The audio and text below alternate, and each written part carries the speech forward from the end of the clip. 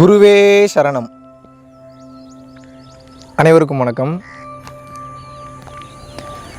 Akashic records அப்படின்னு சொல்லிட்டு இங்கிலீஷில் ஒரு வார்த்தை இன்றைக்கி எல்லாருமே ரொம்ப பரவலாக பேசுகிறாங்க. அது என்ன ஆகாஷிக் ரெக்கார்ட்ஸ் அப்படின்னு சொல்லிட்டு எல்லாத்துக்கும் ஒரு சின்ன ஒரு டவுட் இருக்கும். இதை தமிழில் சொல்லணும் அப்படின்னா வெட்டவெளி ரகசியங்கள் அப்படின்னு சொல்லலாம். அப்படி இல்லை அப்படின்னா சுத்த பெருவெளி ரகசியங்கள் அப்படின்னு சொல்லலாம். அப்படி இல்லைன்னா பிரபஞ்ச ரகசியங்கள் அப்படின்னு சொல்லலாம். அப்படி இல்லை அப்படின்னா இந்த பிரபஞ்சத்துக்குள்ளே இருக்கக்கூடிய மனிதனுடைய கண்ணுக்கு தெரியாத விஷயங்கள், உணர முடியாத விஷயங்கள், காதுக்கு கேட்க முடியாத விஷயங்கள், இந்த மாதிரியான விஷயங்கள் எல்லாத்தையுமே வந்து பார்த்திங்கன்னா இந்த மாதிரி ரகசியங்கள், பிரபஞ்ச ரகசியங்கள் அப்படின்னு வந்து சொல்லுவாங்க. அதுக்குள்ளே எல்லாமே அடக்கமாகும். இது என்ன பண்ணோம், இந்த ஆகாஷிக் ரெக்கார்ட்ஸ்னால் என்ன, இதுக்கும் மனிதனுக்கும் என்ன சம்மந்தம் அப்படின்றத பற்றி தான் இன்றைக்கி நம்ம தெளிவாக பார்க்க போகிறோம். நல்லா புரிஞ்சுக்கோங்க. இப்போது அமெரிக்காவில் ஒருத்தர் இருக்கார், சென்னையில் ஒருத்தர் இருக்கிறாரு. ரெண்டு பேரும் கம்யூனிகேட் பண்ணணும். என்ன பண்ணுவாங்க கம்யூனிகேட் பண்ணணும்னா? அந்த காலம்னு எடுத்துக்கிட்டிங்கன்னா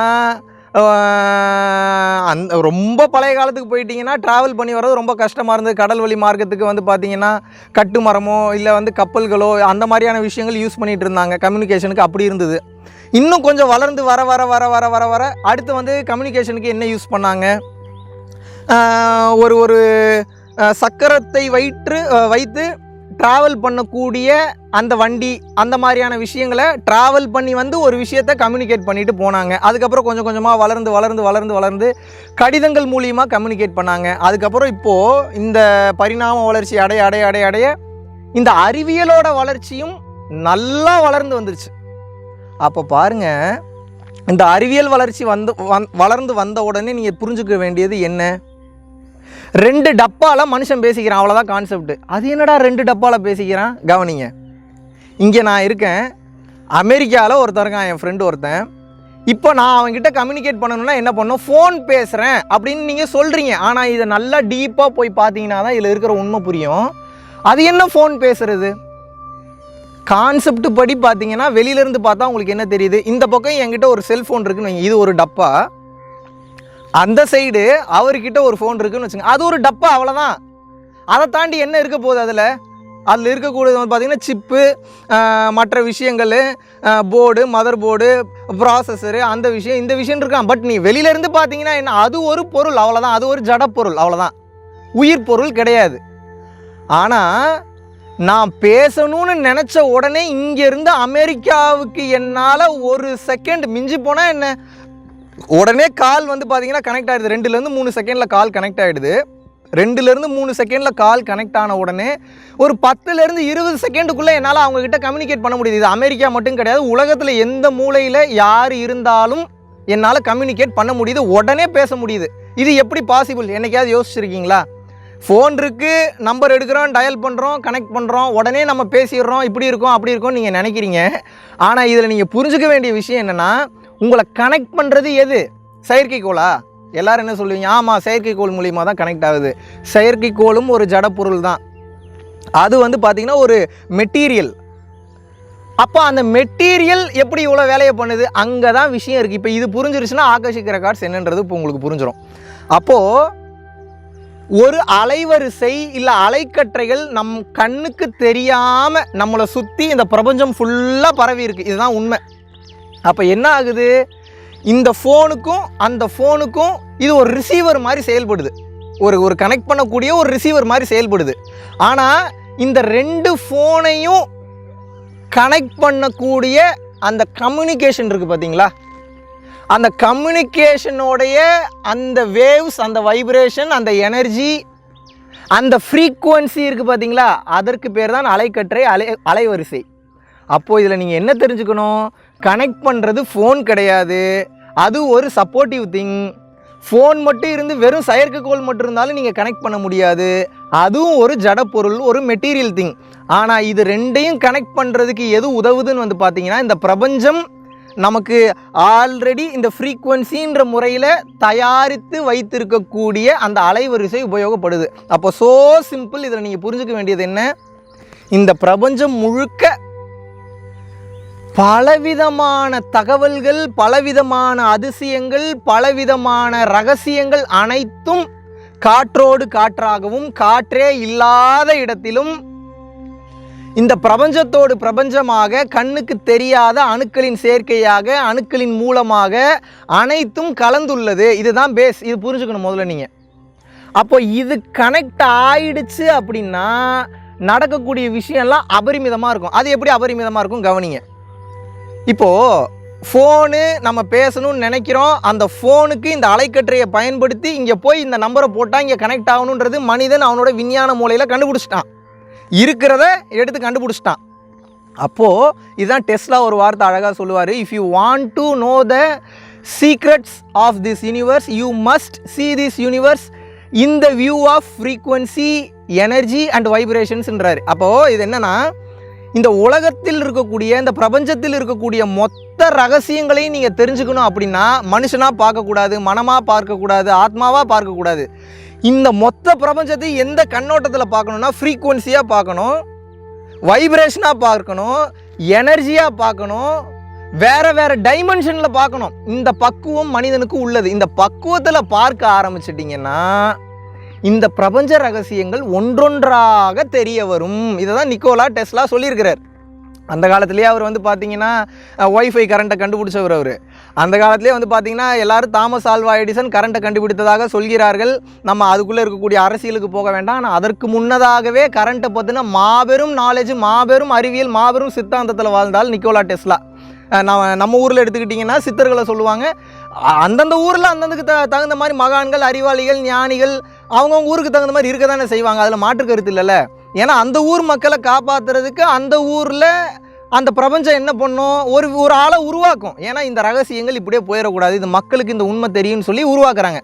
அப்போது இந்த வெட்டவெளி ரகசியம், இந்த ஆகாஷிக் ரெக்கார்ட்ஸுன்றது என்னன்னு வந்து கேட்டிங்கன்னா, இந்த பிரபஞ்சத்தில் எப்படி மனிதன் உருவாகிறான், சூரியன்னா என்ன, நெருப்புனா என்ன, நிலம்னா என்ன, பஞ்சபூத தத்துவம்னா என்ன, காற்று தத்துவம்னா என்ன, ஆகாய தத்துவம்னா என்ன, பறவை ஏன் பறக்கிறது, நீர்னா என்ன, நீருக்கு அடியில் என்ன இருக்குது, நெருப்பு ஏன் சுடுது, நெருப்பு சுடாத நெருப்பாக எப்படி மாற்றுறது, மனிதன் நெருப்புக்குள்ளே போனாலும் எப்படி நம்ம வந்து அதனுடைய பாதிப்பே இல்லாமல் வெளியில் வர்றது. இதெல்லாம் நான் ரொம்ப கம்மியாக சொல்கிறேன். ஏதோ என் அறிவு, என்னோடய சிற்றறிவுக்கு தகுந்த மாதிரி சொல்கிறேன். ஆனால் மேட்ரு என்னென்னு கேட்டிங்கன்னா, பலவிதமான ஏகப்பட்ட வேற லெவலில் இருக்கக்கூடிய அதிசயங்கள், ரகசியங்கள் எல்லாமே காற்றோடு காற்றாக காற்றே இல்லாத இடத்திலும் அணுக்களின் மூலமாக கலந்துள்ளது. கண்ணுக்கே தெரியாத அணுக்களின் சேர்க்கையாக கலந்துள்ளது. இன்னும் டீப்பாக போனீங்கன்னா எனர்ஜி அன்றைக்கி, இன்னும் டீப்பாக போனீங்கன்னா இருள் தன்மை, நாதம், சவுண்டு, அவ்வளோதான். ஸோ இந்த மொத்த பிரபஞ்சமும் வந்து பார்த்திங்கன்னா இப்படிப்பட்ட விஷயங்களால் நிரப்பப்பட்டிருக்கு.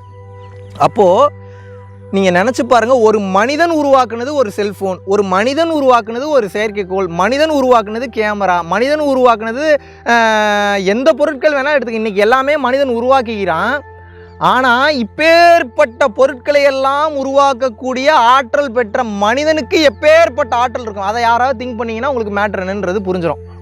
ஸோ கான்செப்ட் என்ன அப்படின்னா, நீங்கள் புரிந்து கொள்ள வேண்டியது, இந்த மனிதனுடைய உடம்பிற்கு, மூளைக்கு, அறிவிற்கு, இவனுக்குள்ளே இருக்கக்கூடிய மனதிற்கு அபரிமிதமான ஆற்றல் உண்டு.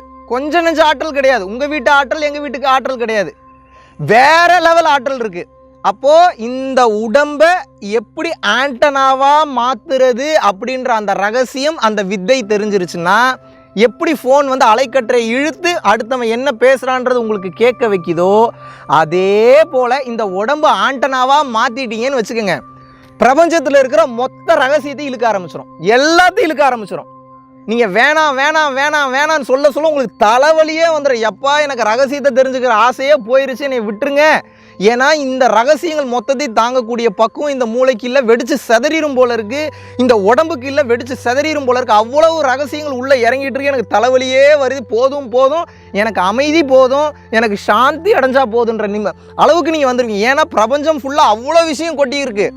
அது மொத்தத்தையும் நான் தெரிஞ்சுக்கணும், இந்த உடல் தெரிஞ்சுக்கணும், இந்த மனம் தெரிஞ்சுக்கணும். நீங்கள் குறுகிய வட்டத்துக்குள்ளே போயிட்டீங்கன்னா, ஓ உனக்கு தெரிஞ்சுக்கணும்னு ஆசை வந்துருச்சோ, நான் எவ்வளோ பெரிய ஆள், யார் கடவுள் சொல்கிறார், கடவுள்னு வச்சுக்கோங்க, இறைவன் வச்சுக்கோங்க, பிரபஞ்சம் வச்சுங்க, பிரபஞ்ச பேராற்றல் வச்சுங்க, இயேசு வச்சுக்கோங்க, அல்லாஹ் வச்சுங்க, சிவம் வச்சுங்க, பெருமாள் வச்சுங்க, விஷ்ணு வச்சுக்கோங்க, பார்வதி வச்சுக்கோங்க, பால திரிபுர சுந்தரி வச்சுங்க, மகாலட்சுமி தாயார் வச்சுங்க, என்ன வேணாலும் பேர் வச்சுக்கோங்க. ஏதோ ஒரு சக்தி அது என்ன பண்ணும் அப்படின்னா, அந்த பிரபஞ்சம், ஓ நீ என்ன தெரிஞ்சுக்கணும்னு உனக்கு ஆசையா, அப்படியா, சரி கொஞ்சம் கொஞ்சமாக முதல்ல கொடுக்க ஆரம்பிக்கிறேன், எப்படி இருக்குது பாருன்னு அது கொஞ்சம் கொஞ்சமாக கொடுக்க ஆரம்பிக்கும்.